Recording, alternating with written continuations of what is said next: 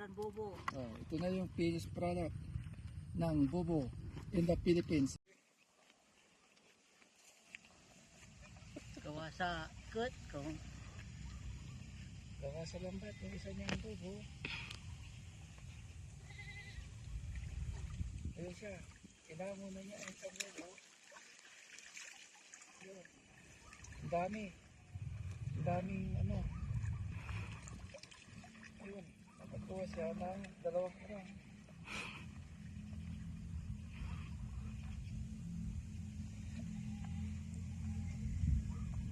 Parang may nagsiraw ata. Kaya lagi ko sa pula. Sige lang dito.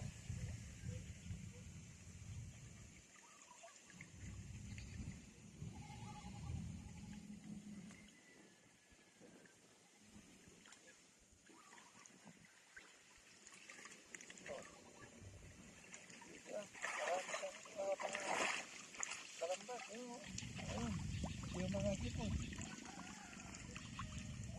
Kaya hinahango niya ngayong hipon kasi yun ang nakukuha niya. At ang hipon siya nagsisiraw. Hipon. Yung mga kuha niyang kati sa umaga pag kailangan natin magkati. Keep in English.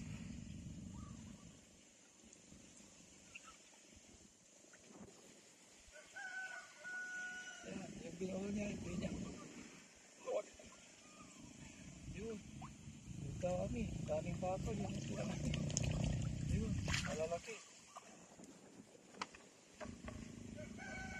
Hipon, English, Japanese. Hipon. Kaya hipon siya naghahaw ng lambat niya.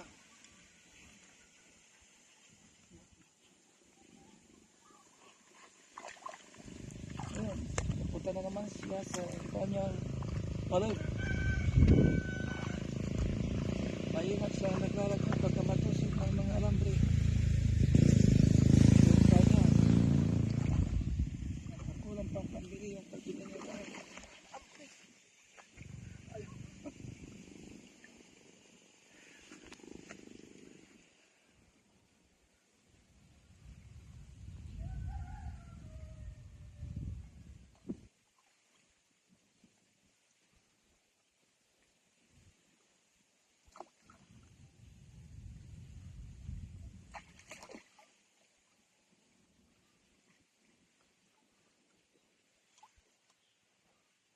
Ayun, marami na naman siyang nakuha.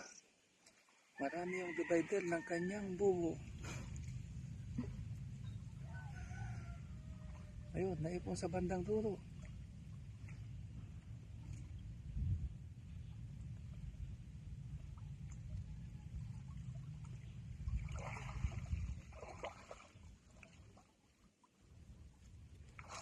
Ayun, nagsunti na siyang natos.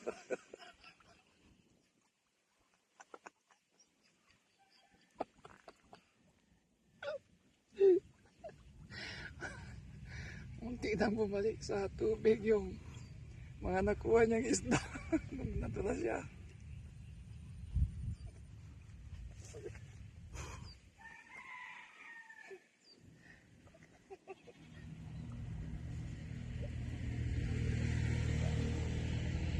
Makita yung ano eh. Nagmatagal ko ito eh.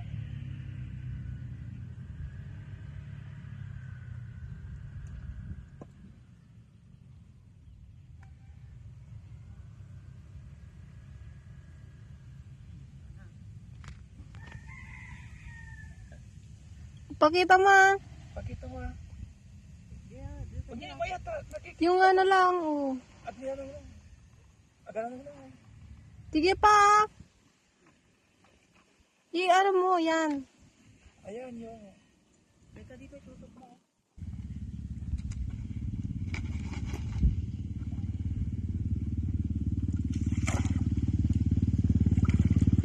Ato tadi, kilay, arata orang eh. Kirit mo lang. Kirit yung tan. Yan na, game na. Pakita mo to, ayan. Akala kong malapit dapat.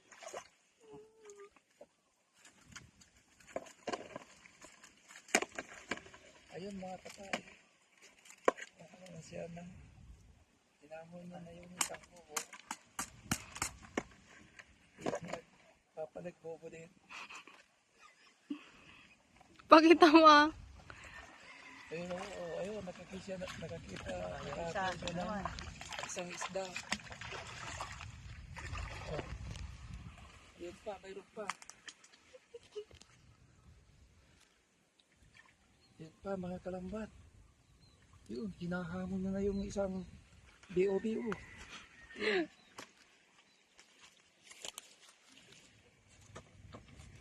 Ayan, hindi natin makita, natakpan ng damo. Tinataktak niya sa planggana. Ngayon, muntik na niyang nabitawan kasi gumulo siya.